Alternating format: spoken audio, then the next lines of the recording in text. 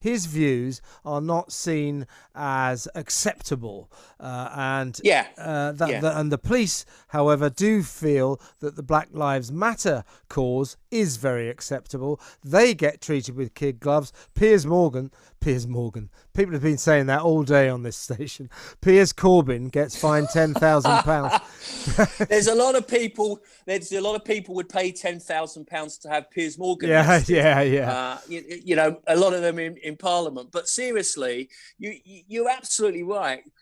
You know, Piers Corbyn is unfashionable. No one's going to die in a ditch for Piers Corbyn. He's got unfashionable views on the weather, on climate change, on the current lockdown regulations. He's got an unfashionable brother as well, if you ask me. And he's got a deeply unfashionable. Well, not if you watch. Not if you look at social media and Twitter. Apparently, he was the best prime minister we never had. But, Okay. I mean, that's a separate issue. Well, probably Kevin. better than his brother. But, yeah. Exactly. But the fact is, you're right. It's the double standards that offend people because, of course, Extinction Rebellion are able to hold up Oxford Street and cause massive disruption, and Black Lives Matter are able to completely disregard the health protection regulations and have demos in central London where they do not socially distance. And people in Bristol are quite at liberty to rip down the statue of Sir Edward Colston, and the police there say, well, that's just one of those things. But poor old Batty, slightly eccentric, is arrested and slapped with a £10,000 fine. And I think people will find that particularly troubling and really quite disturbing in terms of our long tradition of allowing peaceful free speech. I mean, he is an elderly gentleman. Whether it was necessary to manhandle him out of Trafalgar Square is an issue that the Met Police probably need to look at as well. Yeah, they really do, because it's important that we see our police force as a force for the good that proceeds without fear or favour. And it's clear to me that Piers Corbyn, I mean, they did put it this way. When Black Lives Matter demonstrated, the cops all over the place were taking the knee, were bowing down to them. They were standing by and watching Edward Colston's statue come down. And you may not like that guy because he was connected to the slave trade, but that's the destruction of public property. Why the police stood by and let it happen is beyond me. And yet you move on to Jeremy Corbyn's brother, who does not have fashionable opinions, and the police treat him very, very differently. So it's as if they are policing a kind of orthodoxy. If you're on the right side of the political fence these days, the police back the left-wing causes, then they'll treat you lightly. If you're not, they'll treat you badly. Well, it also extends to extreme Islamists who burn the Union Jack. And who threaten the Prime Minister at demonstrations, who threaten the Israeli embassy. You know, they are treated with kid gloves. This guy, who does not advocate violence, he pursues a slightly eccentric viewpoint as to whether the lockdown was necessary. And actually, as it happens, the evidence is still out across Europe and across the world whether it was necessary in the way we did it. But that's a separate issue. I think you're right. It's about whether who is fashionable, who is going to cause trouble politically, and I think it's the mark of a mature democracy and a healthy democracy that you actually defend the right of free speech for people who you profoundly disagree with. Yeah. And I don't agree with hardly anything that Piers Corbyn believes in. No, nor do I. He's got it right. As an elderly gentleman with views that are peaceful views, which he seeks to articulate, not to be manhandled out of Trafalgar Square and slapped with a £10,000 fine, which he isn't going to pay. So there's a chance he probably may be incarcerated in prison, which I think would be a huge self-inflicted wound by the judicial system and make him a martyr. So I think sensible people need to think about how he was treated and how they proceed going forward.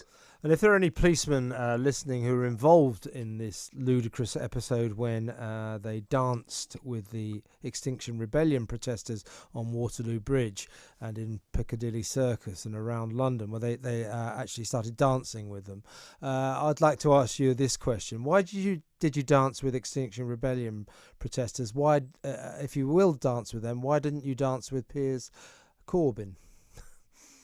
Yeah, that's exactly right. But again, they are very, very susceptible to political correctness now in the Met Police. We had the spectacle a few weeks ago of Dawn Butler basically fabricating a so-called racist incident. I've been racially profiled in a vehicle. She was being racially profiled. Yeah. And it was nonsense. And it was a complete self-aggrandizing, politically correct nonsense that you'd expect from someone like Dawn Butler.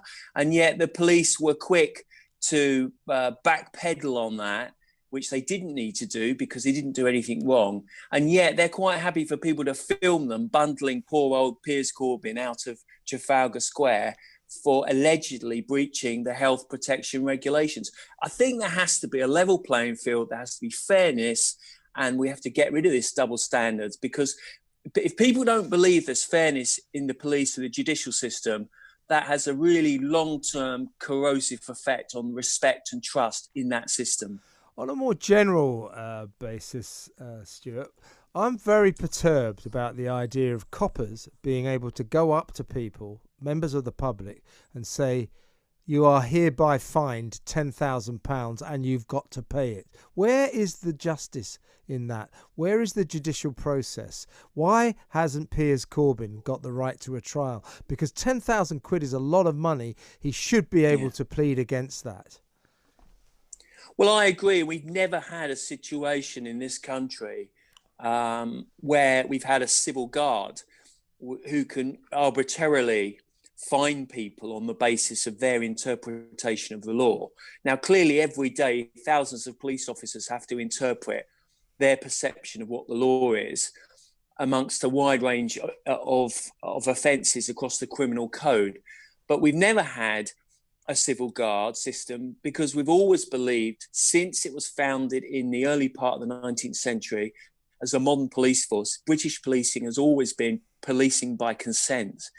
And I think if you get into the situation where you're arbitrarily fining people and not giving them the opportunity to put their case to a magistrate or a judge, I think that's a slippery slope to anarchy, frankly. It's not the British way. And I just think wiser heads need to really reconsider whether it was the right thing to do. He's clearly been singled out as a very well-known protester, but that is wrong, because everyone has a right to access to justice, whoever they are and however famous their brother is. I mean, I remember way back, the beginning of the lockdown, fairly not long into the depth of the lockdown, when a load of lockdown protesters went to Hyde Park. I must admit, they didn't look like the most savoury crowd, but they've got the right to protest. And they were treated like demons, absolute demons, devils who were, going to kill everyone in the country with their vile views. And the police sort of gathered them all up and kicked them out of the park. Meanwhile, Black Lives Matter, they were running up and down Whitehall, the people falling off horses, defacing Winston Churchill's statue. Oh, that was wonderful. That was an excellent demonstration. It's double standards, and people may view these types of protesters differently, but I think the police have got to learn not to treat them differently, haven't they? Well, they're terrified, the Met Police in particular, of being seen to be racially profiling anyone. And I can tell you that if Piers Corbyn was a BME middle-aged guy, he would not have been arrested. And it's as simple as that, because the Met Police are absolutely enthralled to the idea that they and other organisations are, quote, institutionally racist, unquote.